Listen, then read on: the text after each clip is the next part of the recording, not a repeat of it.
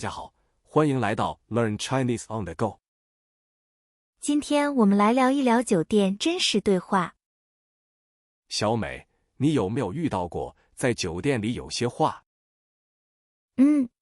什么话？听起来很有趣啊，大明。就是你以为很简单，但说出来就变味了。哈哈，你猜对了，我最近就遇到了一个。快说说看，是什么让你觉得变味了呢？我想洗衣服，就问前台哪里能洗。哦，这不是很直接吗？有什么问题吗？他说可以送去洗衣房，我们帮你洗。听起来很方便啊，这是酒店服务呀。但我只想找个自助洗衣机，自己洗。啊，原来如此，这就是文化和习惯差异。对呀，我以为洗衣服就是自己动手。哈哈，酒店的洗衣服通常指干洗服务。我当时就愣住了，不知道怎么解释才好。你想表达的是自助洗衣，是吧？或者问有没有洗衣机可以用。对，用词很关键，比如投币洗衣机。我下次记住了。那你说还有什么词语？比如，如果你要热水，是饮用水吗？啊，对，不是洗澡的热水，是喝的。没错，你可以说饮用水或者开水。这样就更清楚了，不会有误解。还有，办理入住，有时会问预定了吗？我通常会说我有预定，然后报名字。很好，如果没预定，就说我没有预定。然后问还有空房间吗？是吗？对，或者我想订一间房，现在可以吗？酒店员工的服务态度也很有意思呢。是的，他们常常用一些礼貌的词语。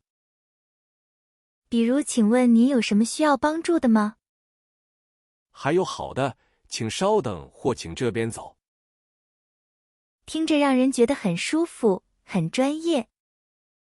对，学着他们说话也很有用。那如果房间里有些东西不见了呢？你可以说我的房间里没有牙刷。或者吹风机坏了，能帮我修一下吗？很好，直接说出问题和你的需求。那如果想多要一床被子，怎么说呢？可以说能再给我一床被子吗？很简单。或者请问有额外的枕头吗？没错，这些都是很日常的对话场景。看来在酒店里，很多对话都很有趣。是的，从入住到退房都有大学问。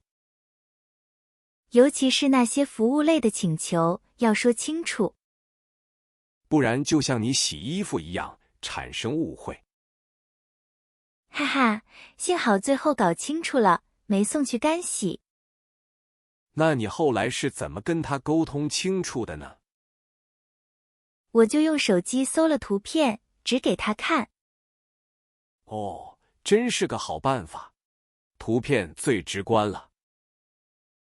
是啊，语言不通时，视觉帮助很大。对呀，肢体语言和表情也很重要。没错，尤其酒店前台很忙的时候。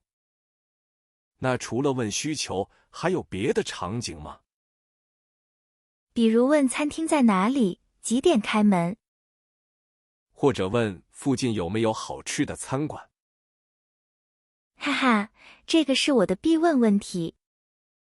说到吃，你有没有点过送餐服务？有啊，有一次我半夜饿了。然后呢？顺利点到餐了吗？我想点一份小笼包，结果结果他们没有这个菜吗？不是，服务员听成了烤面包。哇，这差别有点大呀。对啊，当时我真是哭笑不得。这种发音相近的词确实容易混淆。是的，尤其是语速快的时候。那你最后吃到小笼包了吗？我又重复了一遍，还比划了形状。又用上了视觉辅助大法，高。没办法，为了吃，我拼了。哈哈，吃货的力量是无限的。确实，所以点餐时要说慢点。而且要确认对方听懂了。没错，还有退房时也有些讲究。哦，退房不是直接交钥匙吗？还有检查迷你吧的消费记录。对，免得有额外费用。以前我总觉得说中文很难。很多人都有这种感觉，怕说错。但现在发现，开口是第一步。哪怕说的不完美也没关系。我有次问路，直接说这儿。哈哈，就一个字。然后呢？服务员听懂了，还热情指路了。看，关键是上下文和你的态度。还有就是表情要真诚。没错，中国人很注重这些。你知道吗？酒店有时会问有忌口吗？忌口？哦，是问有没有不吃的食物。对，比如素食、对海鲜过敏等。这个很实用，提前告知很重要。那大家觉得忌口这个词怎么用呢？可以在点餐前就主动说明。没错，这样避免了很多麻烦。还有一种情况，房间设施坏了，比如空调不制冷或者没热水。这种时候语气要礼貌但坚定。是啊，毕竟是他们的问题。下次我们可以聊聊，如果你被升级了。哇，被升级，这个听起来很棒。是啊，那种感觉就像中奖。哈哈，那你是怎么做到的？通常不是主动要求，而是运气。运气？有什么小窍门吗？有时是酒店满房，有时是会员。哦，原来如此，不是每次都有。对，但你礼貌沟通会有帮助。比如入住时多聊几句。可以问问有没有高楼层的房间。哇，这算不算一种暗示呢？算是巧妙的表达偏好，不强求。我懂了，说话艺术很重要。没错，曾经我朋友就遇到过。真的吗？究竟发生了什么？他只是礼貌地问能否安静些，然后就被升级了？太神奇了。对，被换到行政楼层去了。哈哈，这简直是意外的惊喜。所以沟通语气真的很关键。是啊，让人觉得舒服最重要。大家觉得，如果想问酒店附近哪里有好吃的，哪个词最地道？我觉得有没有推荐的餐馆？或者直接问附近有没有什么特色菜？中国人对吃非常讲究。是啊，服务员可能还会介绍典故。哈哈，那真是赚到了，美食故事。还有一种情况，你可能没遇到。什么情况？听起来有点紧张。如果你的房间门卡突然失灵了，啊，那岂不是很麻烦吗？你得去前台说明，但别急躁。那时候保持冷静很重要。语气要清楚地描述问题所在。比如我的房卡开不了门了。对，他们通常会立刻帮你处理。那要是发现房间里少了东西呢？这种情况更棘手，必须立刻说。天啊，那要怎么表达才好？要具体描述少了什么物品。比如我昨晚的充电宝不见了。然后说明放在哪里，几点。这需要回忆很多细节啊。对，越详细越方便他们寻找。那要是找不到，会怎么办呢？酒店可能会帮你查看监控。哇，那可真是太麻烦了。是啊，所以贵重物品要收好。我突然想到更严重的，护照丢了。哎呀，那真是突发情况的大考验。那如果真的护照丢了，怎么办？第一时间要报警，非常重要。然后联系大使馆吗？对，联络大使馆或领事馆。这听起来真的好复杂。我有个朋友真遇到过这事。真的吗？他后来怎么样了？他是在新加坡酒店丢的护照。哇，那他当时一定很慌。对，语言不通更着急。那酒店能帮上什么忙呢？酒店会提供报警证明。还会帮联系大使馆吗？有些酒店有这种服务。这个服务可太重要了。是啊，所以学会求助很重要。